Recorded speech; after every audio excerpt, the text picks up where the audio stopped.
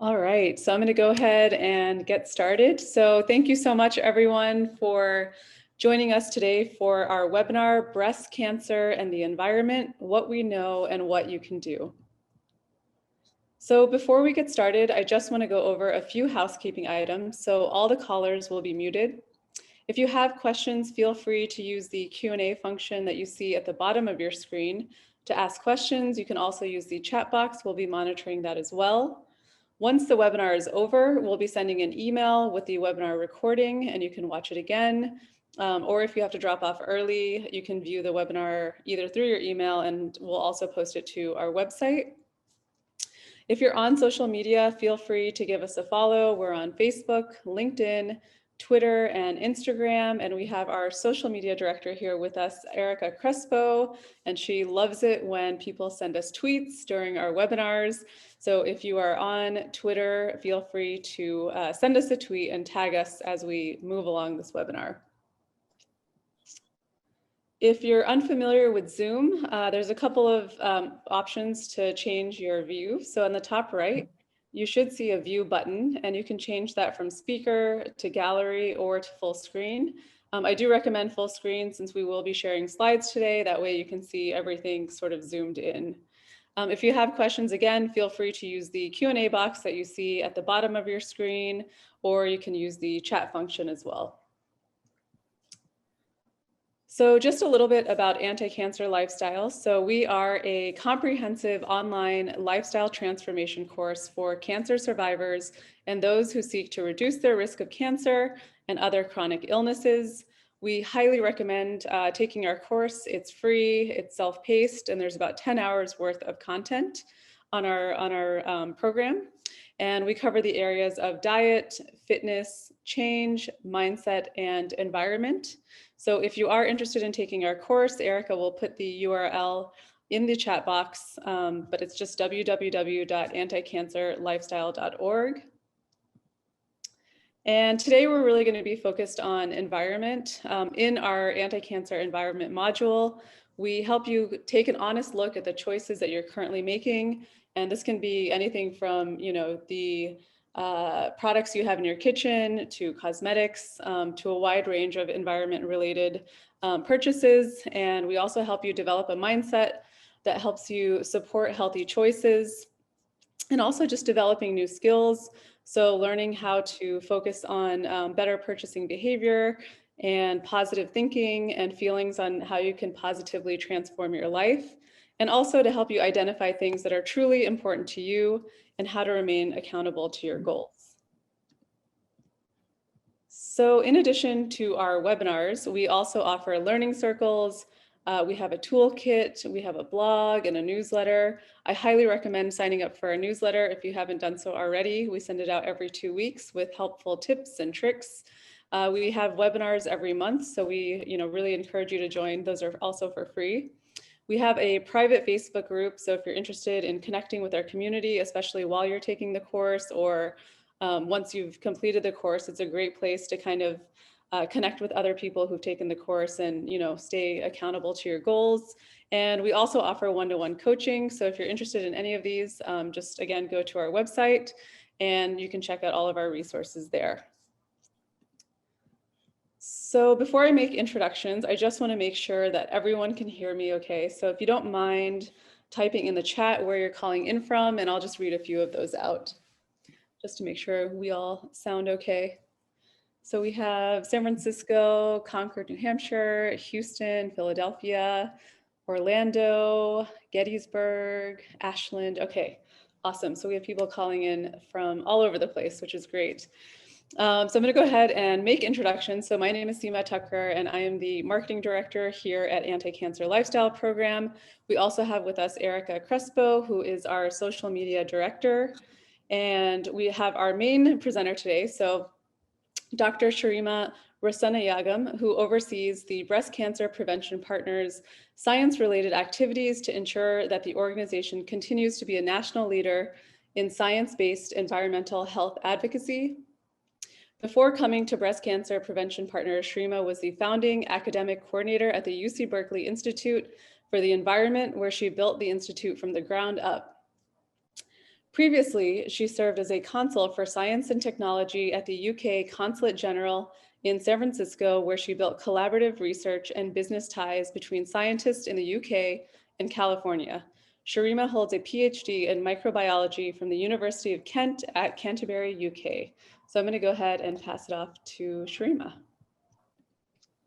Thank you, Seema, and thank you so much to the Anticancer Lifestyle program for inviting us on here to talk about breast cancer in the environment, what we know and what we can do. As Seema said, I am Sharima Rasanayagam. I'm the Director of Science at Breast Cancer Prevention Partners. In case you don't know who we are, we're the leading science-based advocacy organization working to prevent cancer by eliminating our environmental exposures to toxic chemicals and radiation linked to the disease. We are focused on primary prevention of breast cancer. So there are some wonderful organizations out there working to improve treatments for breast cancer and to improve early detection, and that's all incredibly important. But we at BCPP work to stop cancer before it starts, breast cancer before it starts. And we focus on environmental exposures that are linked to the disease. So I'm sure many of you know some of this that I'm going to go over first. So I just want to give you some statistics and some context to what I'm going to say. So when we're looking at breast cancer, it is globally the leading cause of cancer deaths among women. And in the US, 1 in 8 women will now be diagnosed in her lifetime. And that translates to around 280,000 cases in women and around 2,600 in men. Men are also can get breast cancer. That can go, and unfortunately, it results in the US in over 40,000 deaths per year. Breast cancer doesn't affect everybody equally. The mortality rate for Black women is actually around 41% higher than white women in the US. And there's a lot of research into why this might be happening. Some is about access to care and late diagnosis, but also Black women and also younger women and Latinas to a certain extent are more likely to be diagnosed with a more aggressive form of breast cancer, which has poorer outcomes. And I'll talk a little bit more about those subtypes in a minute. There's been a 40% rise in incidence between 1973 and 1998 in the US, and this rise in incidence really can't be completely explained by changes in lifestyle or in increased diagnosis. And that's why we at BCPP are very concerned about what's happening in our environment that is increasing the rates of breast cancer. And then finally, something we're also concerned about at BCPP is less than 7% of all breast cancer research funding in the US currently goes to primary prevention. So I said I wanted to talk a little bit more about subtypes. So breast cancer is not a single disease, even though it's quite often referred to as if it is. You may have heard of the 4 main subtypes of breast cancer here: luminal A, B, HER2 overexpression, and triple negative. And these are each have different characteristics. They have different hormone responsiveness and different treatment regimes. And we also think could have different etiologies and causes, and some may be more affected by certain environmental factors. So what do we know? I'm going to talk a little bit about the science first. So there are a number of well-known risk factors for breast cancer that you've probably heard of. Number one, people think of is genetics, and I think many people have heard of the BRCA genes, BRCA genes. But what people may not realize is that only about 10% of diagnosed breast cancers can be traced back to specific genes, and the vast majority of women who are diagnosed with breast cancer do not have these gene mutations, and many do not even have any family history of breast cancer. And so there are a number of other risk factors, and I know the Anticancer Lifestyle program looks a lot at a number of these, which have been well known as being factors for breast cancer incidence. Things like your diet and nutrition, your body weight, how much physical activity you do. And also there's these what we call reproductive factors. So whether you have children, at what age you first had your first child, at what age you had your first period, that's called menarche, and at what age you went through menopause, whether or not you breastfed your children if you were able to. And so these reproductive factors actually point to how a woman's lifetime exposure to her natural hormones has an effect on her breast cancer risk. And that's going to be important when I'm talking a little bit later about hormones. Now, as I say, these are what people normally think of when they're thinking of risk factors that influence breast cancer. But at BCPP, we were actually funded by the California Breast Cancer Research Program to do an almost 4-year study looking at factors that influence breast cancer. And we did a really in-depth look at all of the research that's out there. And we came up with these 23 risk factors for which there's strong evidence that there's a link to increased risk of breast cancer. And this includes the ones I've already spoken about: diet, nutrition, physical activity, etc., but also chemicals and radiation in our environment that could be increasing our risk. And we took all of that research and we put it into our Path to Prevention report, which is available on our website, bcpp.org. And I think Erica is going to be putting some of these links into the chat. And in this report, we focused on primary prevention and what is the research that's linking all of these risk factors to breast cancer, what is the strength of that evidence, but we also looked at what we can do about it. And now in this report, and I'm going to talk today about what we can do as personal action, but in this report, what we really focused on was what we could do on a systemic level. What could organizations, what could communities, cities, states, and the US government as a whole do to prevent breast cancer, to get these exposures out of our environment so that we can have less incidence of breast cancer. And so there's over 300 of these interventions in this report, and I'd encourage you to have a look at that. So today, I really want to talk about the chemicals and radiation in our environment that increase the risk for breast cancer. And these can be chemicals in consumer products, exposures that we get in the products that we use every day. These could be exposures that we experience at work through our occupation, and also exposures that we experience in our environment, what we call place-based exposures, such as through air pollution and water pollution. And on the physical exposure side, I want to talk a little bit about ionizing radiation and light at night. So why are we concerned about chemicals, radiation, and breast cancer?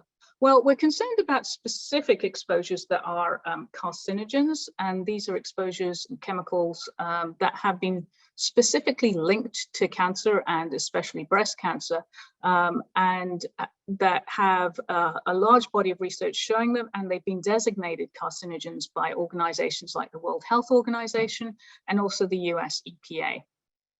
And with breast cancer, as I said before, because breast cancer can be driven so strongly by some of our endogenous hormones, we're also concerned about hormone disruptors or endocrine disruptors. And these are chemicals that look like or disrupt the body's natural hormones, and so can affect our breast cancer risk. And then the third area I've been talking about are physical agents. This is radiation, light at night, etc. Now, it's important to realize that these risk factors don't act in isolation. They interact with one another. And also that their effects can vary in individuals. Not everybody that has the same exposure will have the same outcome. And it's very important to remember that the time at which you are exposed to some of the exposures can be important. The life stage, for example, prenatally or in childhood or in pregnancy. And these are all times when the breast tissue is developing very rapidly. And exposures at this time can affect later risk of breast cancer. The cells are dividing rapidly, and this is a time when they are more prone to effects from some of these exposures. What you're exposed to and the effect of that will vary according to your genes. You may have a predisposition to certain effects of exposures, and different individuals will react very differently. There's also societal factors that can have an effect, and there's more and more research going into this. The built environment where you live can have a really important effect on how you react to certain exposures. For instance, if you live in an area where you can't get a lot of exercise, you won't be able to be having that beneficial effect of physical exercise that could counteract some of the exposures you may be experiencing. And also social stress. Now, this is an area where there's a lot more research being done, and it looks like that high levels of stress may be connected to increased risk for breast cancer and may affect how we react to certain exposures, but a lot more research needs to be done in this area. And then finally, as I said, we're not exposed to one single chemical at a time. We're exposed to mixtures of chemicals, and we are exposed to multiple products that have the same chemicals in them. So even though there may be very low doses of a chemical in one particular product, these doses can build up and can lead to harmful effects. And then when we're talking about hormone disruptors, our body's natural hormones work at very, very low levels and have profound effects on our body. And so some of these endocrine disrupting chemicals can also have important effects at low levels. So as I say, I want to talk today about these exposures linked to breast cancer and where we can find them and where we might find solutions. So as I said, we can be exposed in our communities with these place-based exposures, and there we would look to try and have some community-led solutions on how best to tackle some of these. We can be exposed through our consumer products, and that is where our personal choice and the market opportunities for cleaner products from good companies can have a huge effect. And then there are workplace exposures where we want to be talking to workers about what they're experiencing and how we can improve their workplaces. But for all of these categories, there's a certain amount we can do within our communities and in our personal lives, but we need better laws and protections at a systemic level so that we protect everybody. And BCPP works in all of these areas. So just to get a little bit more granular, so exposure to breast cancer can be found everywhere, basically in our air and water pollution, in workplace chemicals, in pesticides and herbicides that are used both industrially and in our own personal gardens, in our consumer products, in our exposures to radiation, including medical radiation, and also in the use of hormone supplements. And we know that these chemicals get into our bodies because they've been found there. They've been found in both adults and children, in our blood, in our urine, and even in amniotic fluid. So even prenatally, we are exposed to these chemicals. And I just, some of you may know that we used to be called Breast Cancer Fund, and Andrea Martin was our founder, and she actually did some testing of herself and found that she had dozens of these chemicals within her body. Okay, so now we're all very scared and terrified about what we're exposed to. What can we do? What can we do to decrease our exposures? So I'm going to start off talking about what we can do as individuals and at home, and then we'll move into a little bit more about communities and state and national action we can take as together.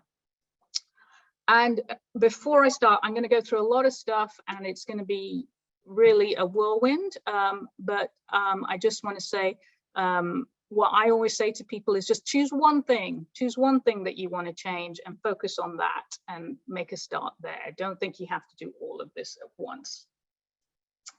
All right, so the way I've broken this up is to make it kind of a day in the life and exposures that we might encounter throughout a typical day and what we can do to avoid them.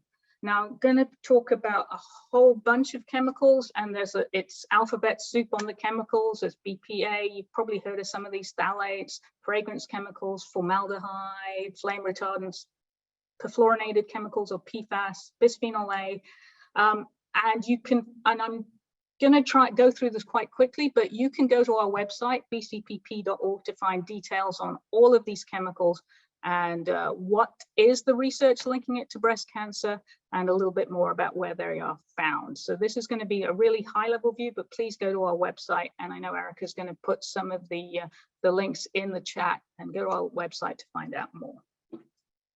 So starting the day, and this is where I want to talk mostly about personal care products. We wake up and you put on your face, you have a shower, you put on some lotion, and personal care products can contain dozens of chemicals of concern. And I went through some of those chemicals on the previous slide. And it is an alphabet soup, but luckily there are a bunch of really good consumer resources that you can use to help you get through this alphabet soup. So I've put some of them on here, and as I say, if you go to our website, you can find the links. But we have what we call our red list of chemicals of concern in consumer products. And you can use that, and you can use other people's work like the EWG Skin Deep database to see what chemicals you might want to avoid in personal care products. And indeed, some of these like Clearya, which is a browser plugin and also an app that you can use while shopping, Think Dirty and the Healthy Living app, which are apps that you can use to scan products in the shops, will tell you whether a product you're looking at has chemicals of concern in it, and you might want to look at a different product. Now, so you can get educated, see what chemicals you want to avoid, and read product labels or use these apps to help you. But you know, sometimes some chemicals aren't listed on the label. Things that are contaminants, a lot of fragrance chemicals aren't listed on ingredients for personal care products. And when that's the case, you might want to use a third-party certifying organization like Made Safe, who we work with, who will certify that there aren't any ingredients of concern in that product. I believe EWG also has a EWG verified badge. So you can look for those badges, or you can buy from companies that voluntarily disclose everything that they have in their products and do not use unsafe ingredients. So, but this is an area, and quite often, sometimes these products are a little bit more expensive. So this is an area where we at BCPP really are trying to work to have collective action to make all products safer for everybody. And so we've had some successes that I'll talk about later. And we can't do any of our policy work without your help. So please, and I'll talk about it later, see how you can get involved to make all of these products safer for everybody. Okay, so you put up on your face, and if you have kids, you've taken them to school. Now, schools are a fantastic place for local advocacy. Parents, you can help make sure that your kids aren't, and the people who work in the schools are not exposed to harmful pesticides, to harmful chemicals in cleaning products, and also that your children have access to, where possible, fresh and organic meals. So why fresh and organic food?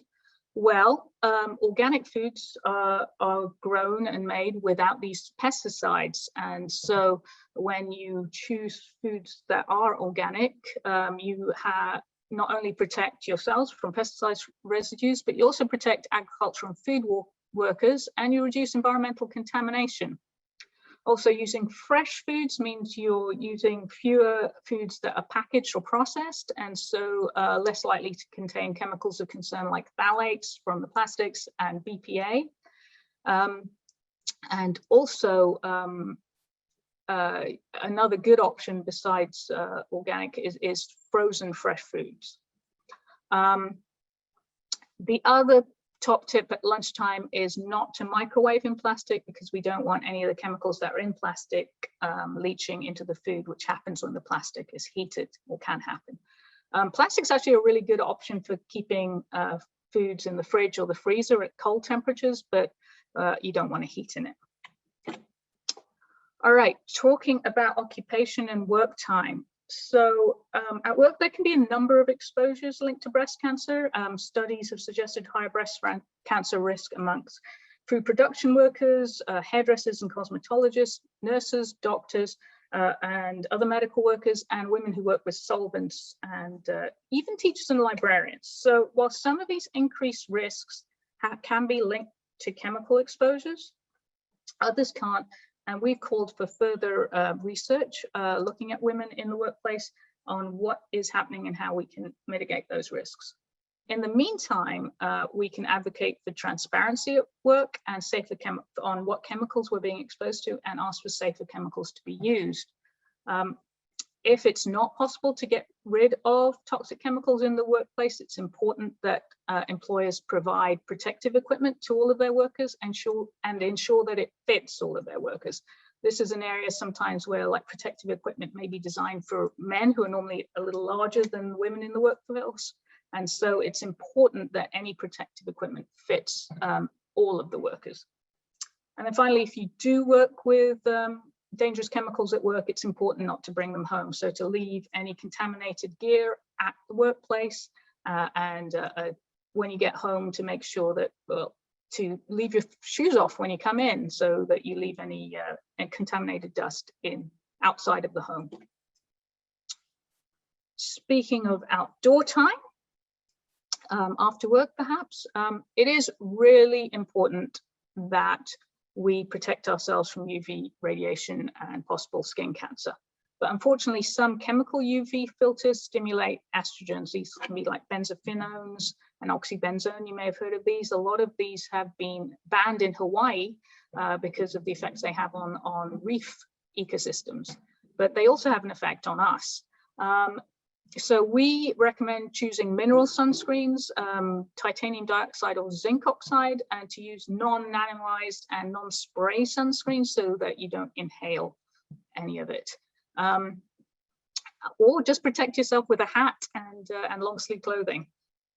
Also with the outdoors, we want to avoid using pesticides, a number of which have been linked to breast cancer and other cancers in our home and yard. After school, I'm sure everybody is now washing their hands a lot, and we all know about how washing hands is very important for decreasing the spread of infectious diseases. But it can also help reduce exposures to chemicals that pile up in dust. And plain soap and water does a great job. You don't need to use antibacterial soaps. And in fact, with some of these antibacterial soaps, you want to make sure you're not using things like triclosan, because it can triclosan can affect your thyroid hormones and has been linked to some increase with breast cancer risk in lab studies. And again, take your shoes off at the door. Dust, you can stop tracking in dust that may contain chemicals linked to breast cancer.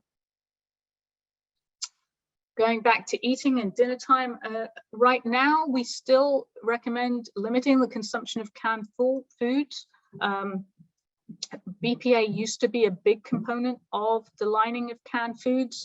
This is less the case now, but we're not quite sure what they're replacing the BPA with. There's other bisphenols and other chemicals in there, and we're not sure if it's safer yet. So we still recommend against canned foods. As I said, frozen foods are a great alternative. When you're cooking, choose for non-stick pans, choose ceramic coated or cast iron for non-stick, because you want to avoid the Teflon chemical PFOA. And even when non-stick cookware says it's PFOA free, it can contain other harmful PFAS chemicals. So we recommend ceramic or cast iron non-stick pans which do not have a PFAS coating. And then again, to limit alcohol consumption. There's a growing evidence that the alcohol is linked to increased rates of breast cancer. Cleaning up. So again, it's important to choose ingredients that are free of chemicals of concern, such as EDCs and fragrances. Now, unlike personal care products, there's no nationwide requirement that cleaning products ingredients be listed on the label. Besides pesticides like bleach, they do have to say if they have bleach in them. So we recommend you choose products that fully list what is in them. There are some great companies out there. Seventh Generation, I know, it lists everything that's in their products. In a major victory that I'll talk about in a little while, in California, BCPP, we worked with our partners to pass a new law in California that requires cleaning companies to disclose their ingredients on the label and online. So if you're buying products here, you can check the label before you buy it. But if you're not in California, or even if you are, you can look out for this label, the Safer Choice label that the EPA puts out, and that shows that that the cleaning product has safer ingredients in it. And then the other top tip is to wet mop and HEPA vacuum when you're cleaning up in the house, rather than sweeping or dusting, as you don't want that dust to go up into the air and be inhaled. All right, electronics. So our electronics are made with all kinds of chemicals, and in particular have a lot of flame retardants in them, chemical flame retardants.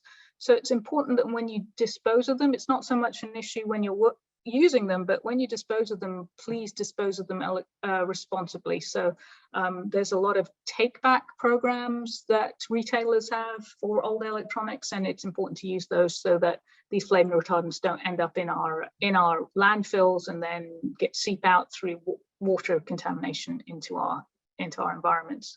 And then try and minimize blue light at night. I'll talk about that a little bit more in a sec. Again, talking about flame retardants, it's not only in our electronics, it's in our furniture, carpets, and mattresses, as is PFAS in stain-resistant coatings. So, excuse me. In California, as of January 2020, upholstered furniture, mattresses, and juvenile products can't contain flame retardants. So you want to look for natural flame retardant barriers such as wool. In the rest of the country, you can ask whether your furniture, if you're buying a new piece of furniture, whether it contains flame retardants, and maybe look for a safer alternative. For stain resistance, treatments on carpets and furniture often contain these toxic PFAS chemicals. So again, you might want to ask before you buy a new product whether it has a PFAS container, and whether you can avoid buying that. So as I say, because with these older products that already have these in them, they can come out into the dust. Again, we recommend wet mopping and vacuuming with a HEPA filter in order to remove that dust from your environment. And then finally, nighttime. So there's a growing body of research connecting light at night with an increased risk of breast cancer. And we're not quite sure why this is. It could be due to decreased melatonin levels, and that can in turn affect other hormone levels in the body. And melatonin itself is a tumor suppressor. It could be due to sleep disruption. It could be due to your circadian rhythms being off, and it could be due to stress. We're not quite sure why, but there's a definite connection between exposure to light at night and increased risk of breast cancer. So we recommend making your sleeping space as dark as possible, especially free of blue electronic lights if you can avoid it. I know somebody recently told me that they put tape on all of the little charging lights that were in their bedroom, keeping it dark, or get light blocking curtains. Especially important if you work shifts, to try, when you do sleep, try and make sure your sleep space is as dark as possible. And then with the light from electronic devices, if you're using them late at night, try and use the redshift function that a lot of them have to decrease the blue light, which has the biggest effect on melatonin levels. So that was talking about what we can do as individuals and in our communities to a certain extent, in schools. But a lot of this is out of our individual or even our community control. There's stuff that a lot of people think that the FDA or the government runs safety tests before chemicals are put into products, and they don't. The companies can pretty much put anything they like into our personal care products, or put any chemical into commerce without safety testing first.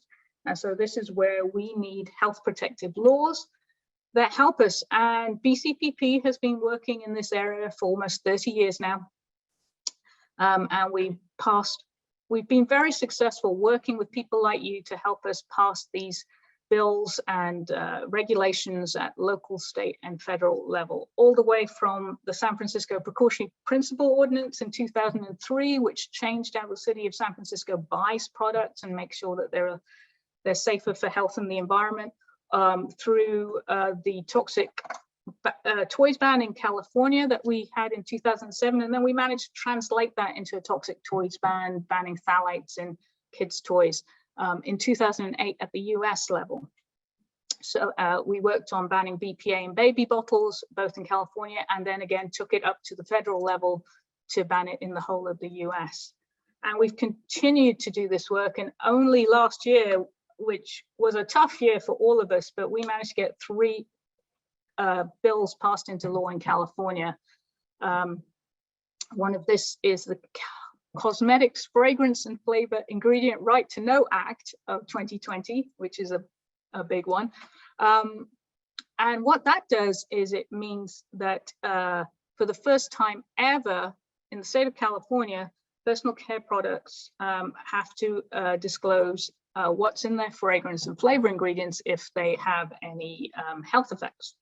And this is available online in California, but since the internet is pretty much international, you can look at any product and see that you can buy in California, which means in the US, and see online what is in their fragrance if it's of concern for health.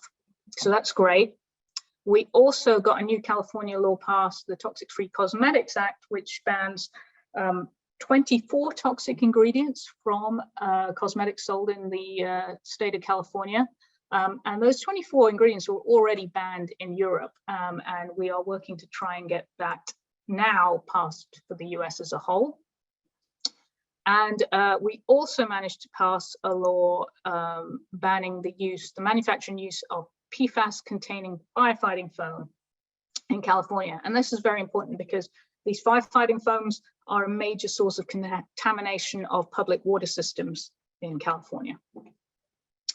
So we can't do any of this work without you and people like you. We have an action center on our website where you can help us currently, and this is what our current action center looks like. We are working to ask with our partners to ask Burger King to stop putting PFAS into their fast food wrappers. We're working to encourage some of the celebrity cosmetic companies to make sure that they haven't got carcinogens in their products. As I said, we're doing a US cosmetic safety bill that we're trying to get passed, and we're asking people to write to their representatives. And we're trying to stop J&J selling toxic talc-based baby powder globally. So visit our website and see how you can help us with these collective actions. And here I just wanted to tell you a little bit about what we are planning and the areas we're working with on the policy side. We're working on our home exposures, looking at consumer products, both personal care products, food packaging, and cookware. We're trying to establish stronger worker protections in workplaces. We're looking to tackle air and water pollution in local communities and also around hazardous waste sites. And we are pushing for more breast cancer primary prevention research at the federal and state level. And we put all of these ideas together in our federal policy agenda for the Biden and Harris administration that we presented to them soon after January 20th. And you can access this policy agenda on our website as well and see everything that we're working towards. So yeah, that was a real whirlwind trip through what we can do, individuals at home, at work, and together, both within our communities and at state and national levels. Please come to our various websites, bcpp.org and safecosmetics.org. Come take action with us and follow us on social media. And I'm looking forward to answering your questions. And Seema, I think you wanted. All right, thank you for that really informative presentation. So we are actually going to move to Q&A now. If you have questions, feel free again to use the Q&A box that you see at the bottom or the chat box. We did already get several questions while you were speaking, so I'm going to go ahead and I'll try not to rapid fire through them, but there are definitely a lot of questions here. So, okay, so our first question here is, everything we purchase, freezers, fridge, washer, has the cancer warning. What can we do to reduce this risk? Yeah, so as I say, I think I went through some of this. So have a look. So let's get educated about what we can do, what is within our control, and then what is that we need to work together to do. And so, as I say, when we're talking about personal care products, there's a lot of information out there. There's information on the BCPP website, but there's also a bunch of apps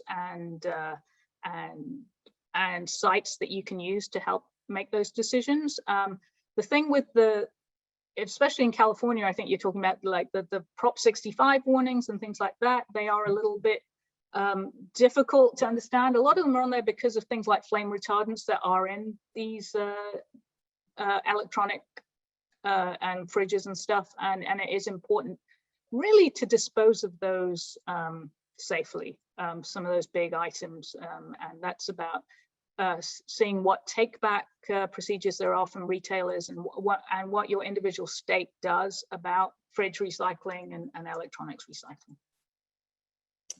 Perfect. And actually, if you don't mind, maybe we'll just move to not sharing slides so that everyone can see. Yeah, sorry. That's okay. Now you can see me big screen. Yeah, exactly. All right. So our next question here, how can you determine what coatings your cookware has?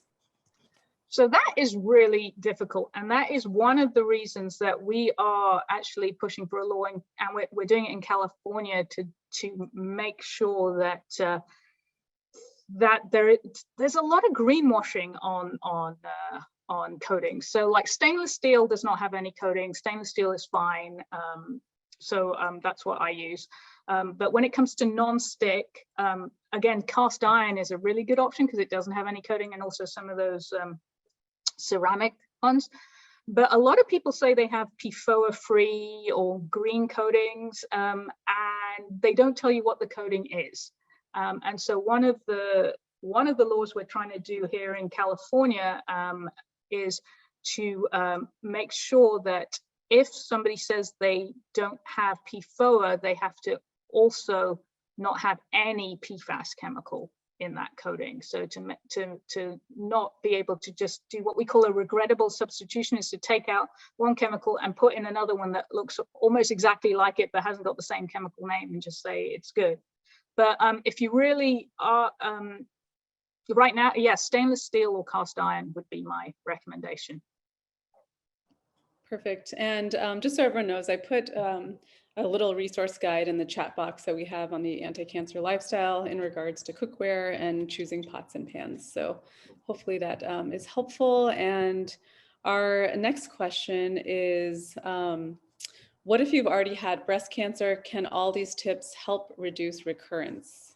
Yeah, that's a really good question. And what we did, so there isn't as much research on recurrence as there is on primary prevention, but we did a really 2 years ago, myself and my team, we did a real deep dive, and we spoke to a bunch of other scientists as well on environmental chemicals and recurrence and outcomes following a breast cancer diagnosis. And so we have updated if you look at our website, we have what we call our glossary of exposures, which is all of the chemicals linked to breast cancer and what the evidence is. And wherever we found anything about effects on outcomes following a diagnosis, we included it on there. So all the science is there. And then we also included and we pulled from that and produced what we call one of our tip sheets, which is tips for women living with a diagnosis of breast cancer. So we took all of that scientific information and tried to make it more understandable. And so we have that tip sheet. And I think, Erica, you have a link to that tip sheet that I sent you that you can put in the chat. And that is the distillation of all of that research. So it doesn't do any harm to follow all of these tips, but where we have specific research, we've put it in. Yes, and I just put both of those in the chat box, so everybody should have access to that. Okay, let's see. I was asked by a nurse about alcohol consumption in Europe among women and breast cancer. There is a perception they drink regularly, but their rates are lower. Is that true?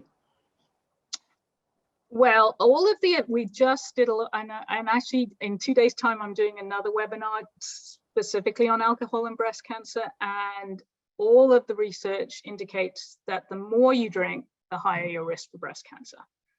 So it's a pretty steady dose response. So the less you drink, the less your risk for breast cancer. So any reduction in alcohol consumption is helpful.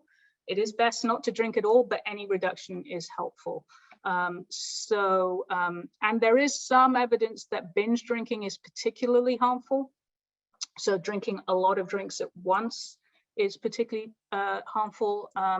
But yeah, whether it's 1 drink a day or 5 drinks a week, it all adds up. So unfortunately, yes, drinking alcohol is very directly connected to breast cancer. Gotcha. Okay. I know bad news for some of us, but good to know. So going to the cell phones and breast cancer, I know you covered a little bit about the link between cell phones and breast cancer. So I'm going to go ahead and skip over that question. And then there's another question related to that. So I often keep my cell phone on my body. Is that safe? So that's what we call non-ionizing radiation and breast cancer. And we have a whole chapter of that in our positive prevention report. There is some research indicating effects from non-ionizing radiation and breast cancer in industrial situations, and it was actually found in men working in substations where there's a lot of that electromagnetic radiation around. And so we're very concerned about that.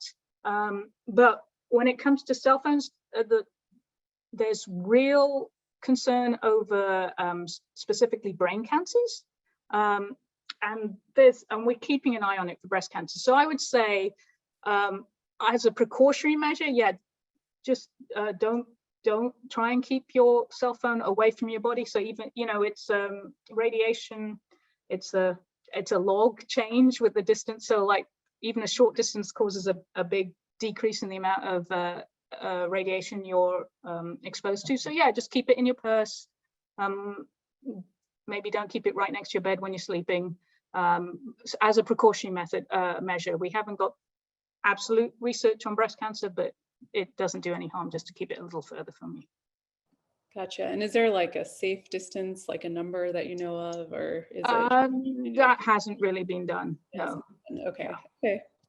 Okay. Okay. So moving on to our next question. So well-known risk factors, breastfeeding. Are you promoting or stressing avoidance of breastfeeding? Oh, no. Okay. It's a protective factor. There is absolutely tons of evidence that show that breastfeeding is protective against later life breast cancer. So it's good for baby and it's good for you. And it protects, and it's one of the few things that protects against all subtypes of breast cancer. And it's been shown in all ethnic and races. It's the one thing that I have no qualms in saying, please breastfeed your baby if you can. Gotcha. Because there are cases where it's not possible. Okay, thank you for clarifying that. Let's see. The next question here is, I dye my hair monthly. Are hair dyes okay? So there is developing research that show that there are certain chemicals in hair dyes that could be connected to increased risk of breast cancer. In particular, the darker hair dyes. There's more and more research showing that regular use of dark colored hair dyes, and also can cause quite a significant increase in risk. So if you can avoid it or have fewer sessions, that would be great. Okay, and then kind of on the same note, in terms of cosmetics, we have a question here. I wear makeup daily. What are the main red flags I should look out for? Are some types of products more unsafe than others? And I know you mentioned EWG I know they have an app where you can scan, barcodes and figure out what is safest. But yeah, do you have anything to add to that? Yeah, so I mean, just think about either so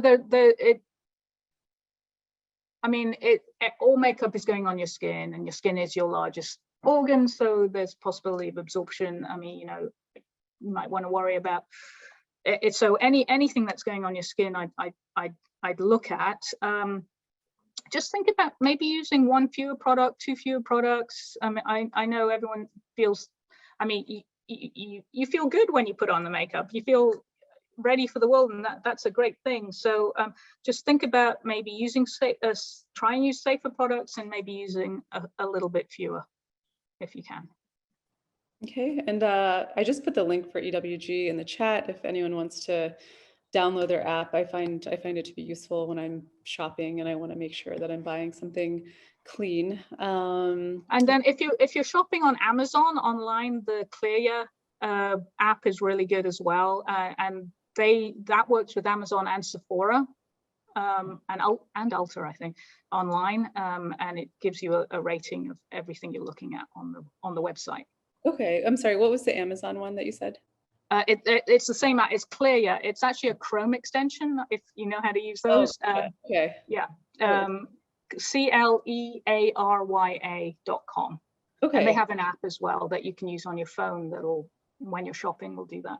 Okay, perfect. I think Erica can probably find it and put it in the chat.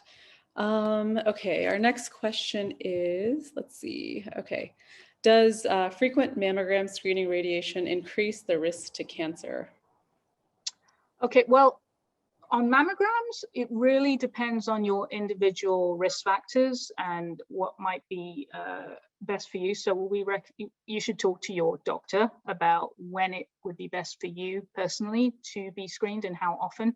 One thing that has been shown is that for women who have the BRCA1 or 2 mutations, those are actually mutations in our DNA, in their DNA repair enzymes, and those are specifically there to help repair damage from radiation, the BRCA genes. And so for those women, and also when somebody has a BRCA mutation, they quite often want to screen them more regularly and from a younger age. So for those women, a lot of doctors recommend MRI rather than mammograms, just because you want to try and minimize their radiation doses because of their specific mutation. And a number of insurances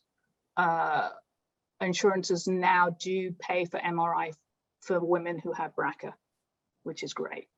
Okay, great. That's really helpful to know. Our next question is, are women who have never had children more likely to get breast cancer?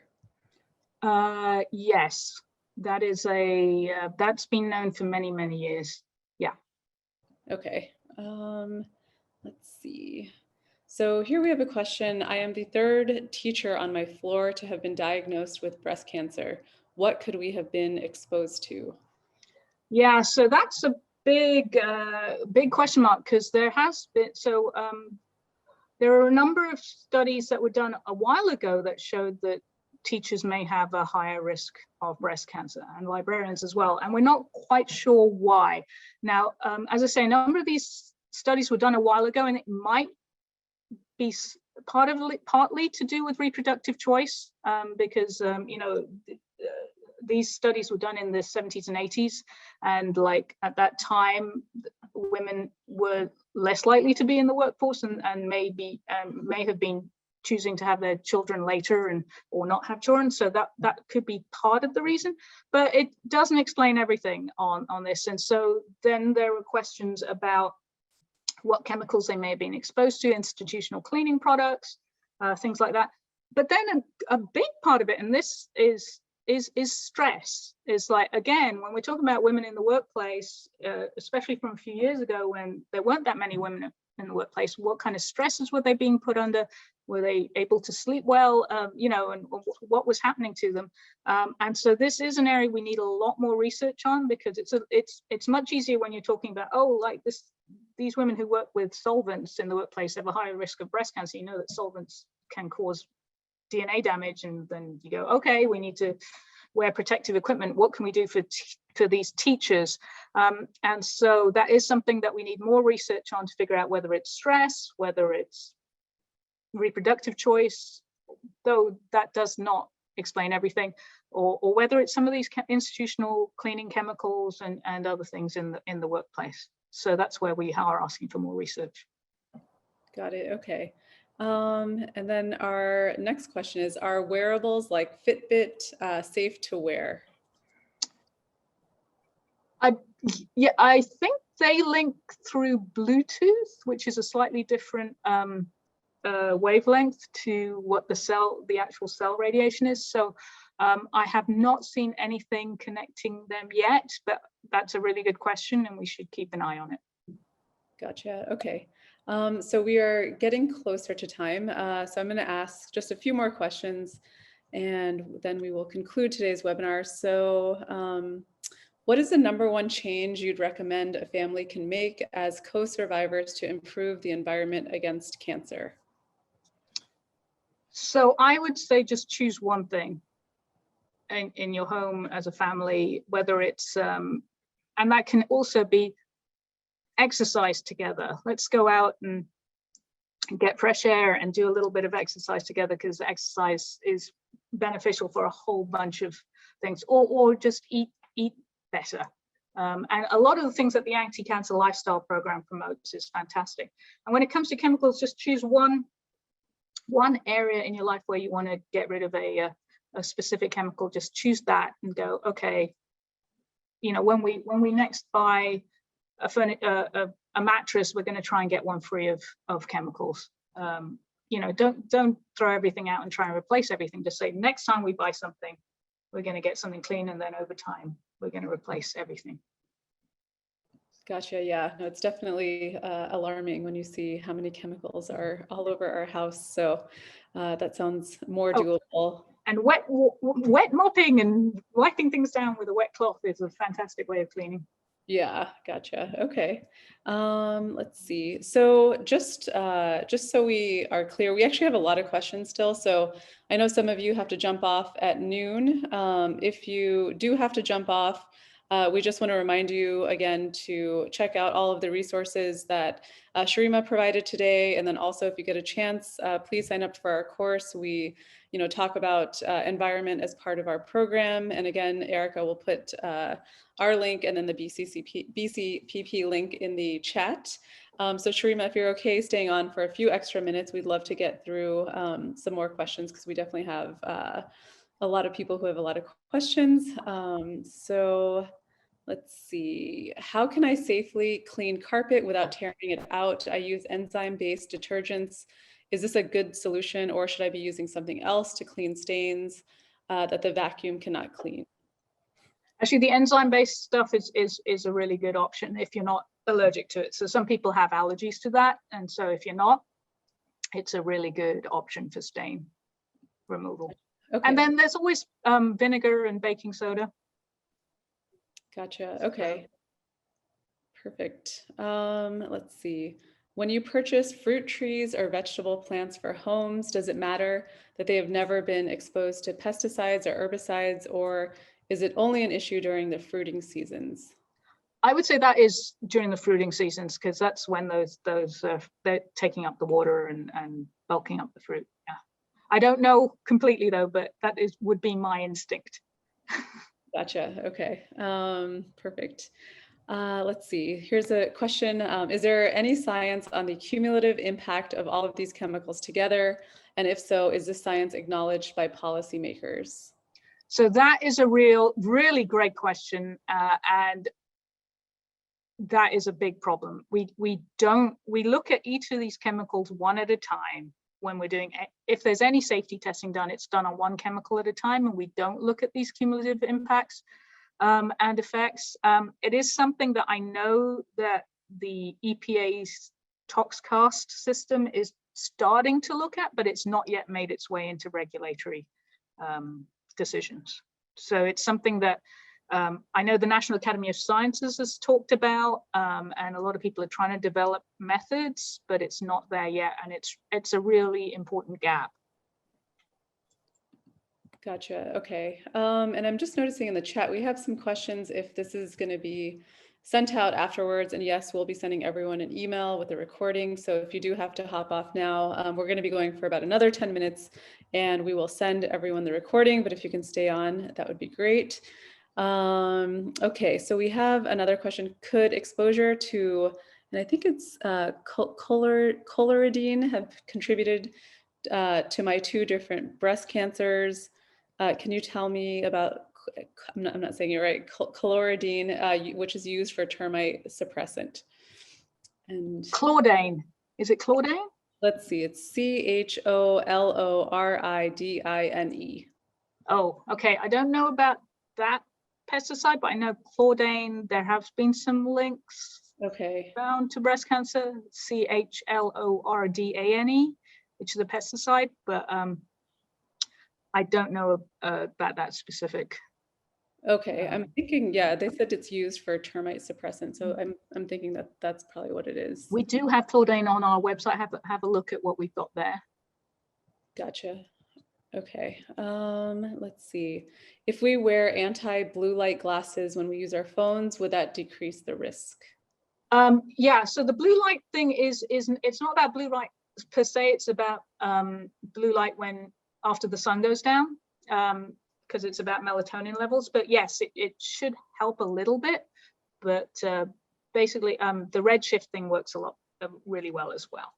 But it's not about all the, I mean, I know some people do get headaches if they don't wear the blue light thing during the day, and that's fine, you know, whatever you need. But when it comes to blue light and breast cancer, we're talking about possibly melatonin suppression at night. Gotcha. Okay. And then there's another question here, sort of related. Is there an increased risk for women who sit in front of a computer all day? That hasn't been shown yet. So I have not seen that. Okay, perfect. Do you recommend taking a melatonin supplement? Did you say melatonin was a tumor or hormone suppressor? So it's a type of hormone, and it can have effects on other hormones in the body. And it has been shown in cell studies to be a tumor suppressor. So we're not sure about in the whole body. If it makes you feel better to take melatonin, that's fine. You know, I haven't seen a problem with taking melatonin supplements as long as you don't overdo it. Yeah, we don't necessarily recommend that. I think it's good to have natural melatonin as well. So, okay. So yeah, there's yeah. So okay. Let's see. How many daily grams of sugar from fruit and healthy food choices is recommended to reduce breast cancer? I don't know of any recommendations on that, but I'm sure you Anticancer Lifestyle program, you have some recommendations for healthy diets. And we do, yeah. Yep. So if you're interested in finding out the answer, we have a lot of diet related content in our program. So feel free to sign up for the course, or you can also browse our website. We have a lot of resources there as well. Can you talk about Prop 65 and yoga mats? I don't know if you know anything about this, but. Yeah, I think there was a chemical in yoga mats. This was a while ago, yes, so Prop 65 is a label that's put on products when there is a chemical in there that's known to the state of California to cause cancer or reproductive harm. And it's called Prop 65 because that was the proposition that established the rule. And a lot of people say there's a Prop 65 warning on everything because a lot of things do contain chemicals that cause cancer or reproductive harm.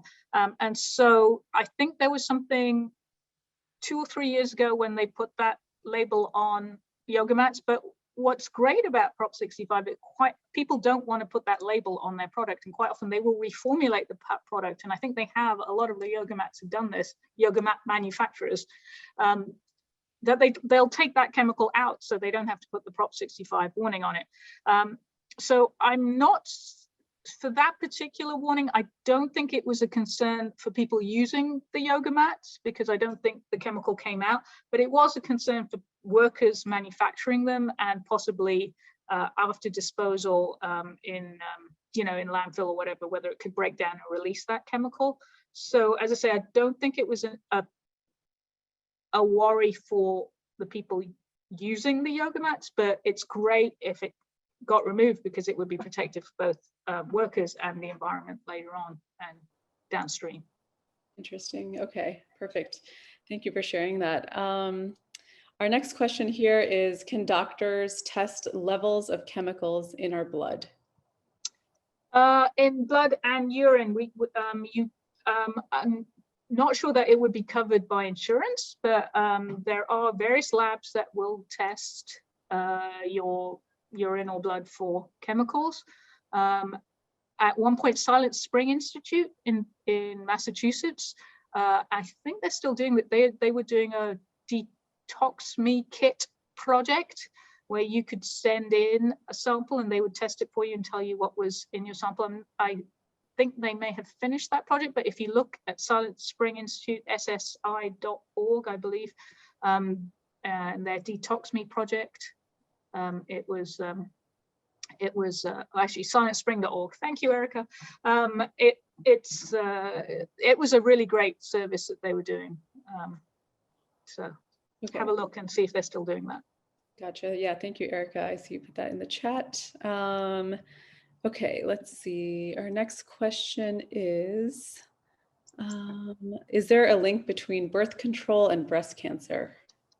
So yes, with oral contraceptives, the hormonal oral contraceptives, there is a slight increase in breast cancer risk with the use of oral contraceptives. But the good news of that is when you stop using the oral contraceptives, your risk will go back down to baseline level within a few years. So we say,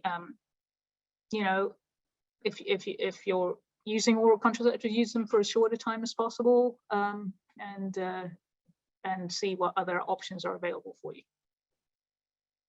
But yeah, but don't just stop using them. I mean, yeah. Got it. Okay. All right, so I'm going to ask a couple more questions because we're getting close to time now. Let's see. Have there been studies that show that reducing daily exposures to toxins actually make a difference, or is this more about the precautionary principle, better safe than sorry? Well, it's both, and there have actually been some studies that show that these changes can make real differences in your exposure levels. So we did a study back in 2012 looking at food. We provided 5 families in the Bay Area with catered food, took out all of the canned and packaged food from their diets for 3 days, and we found a significant, I think 50 to 60% decrease in phthalate and BPA levels in their bodies of the whole family after just 3 days of not having packaged food. And then more recently, the Shamakos study down in Salinas, UC Berkeley, Dr. Kim Harley at UC Berkeley has done a study with teens in Salinas where they swapped out some of their cosmetics products for clean products without chemicals concern, and they also showed a significant drop after 1 week of dropping concerning chemicals from their products. They found less parabens, less phthalates, and others in their urine. So yeah, you really can decrease your exposures very quickly. Gotcha. Okay, perfect. So I think that's actually a great place to conclude. Thank you so much again for joining us today and providing us with all of this useful information. I did see the chat with a lot of positive feedback, so we really wanted to say thank you for sharing all of this information with us. Again, we'll be posting this webinar on our website. We'll be sending an email after if you do want to watch it again. And again, we highly recommend you take our course if you get a chance. It's self-paced and it's free.